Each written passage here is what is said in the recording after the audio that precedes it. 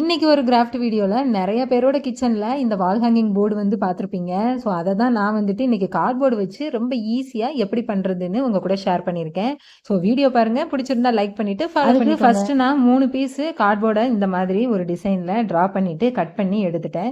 நமக்கு பிடிச்ச மாதிரி எந்த டிசைன்ல வேணாலும் கட் பண்ணிக்கலாம். நான் வந்து ரெஃபரன்ஸுக்கு மீஷோல இருந்து இந்த டிசைன் எடுத்துக்கிட்டேன்.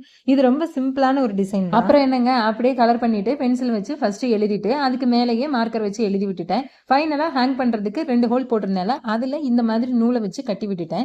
இப்போ இதை கிச்சன்ல அடுப்பு வைக்கிற இடத்துல ஸ்டிக் பண்ண போறேன். அதுக்கு இந்த வால் ஹூக் வச்சு ஸ்டிக் பண்ணிட்டு அப்படியே நம்ம செஞ்சு வச்சிருக்க இந்த கார்ட்போர்டு வால் ஹேங்கிங்க இதுல தொங்க விட்டுட்டோம்னா ஈஸியான ஒரு வால் டெக்கர் ரெடி ஆயிடும். இதை இன்னும் கொஞ்சம் அழகா மாத்தலான்னு வீட்டுல இருந்த சீரியல் பல்பை டபுள் சைடு டேப் வச்சு இந்த பக்கம் ஃபுல்லாவே வந்து ஒட்டி விட்டுட்டேன். அதுக்கப்புறமா இந்த சீரியல் பல்பை வந்து அதுல ஒட்டி விட்டுட்டு லைட்லாம் ஆன் பண்ணி பார்த்தா உண்மையாவே ரொம்ப அழகா இருந்துச்சு. எனக்கு ரொம்பவே பிடிச்சிருந்துச்சு.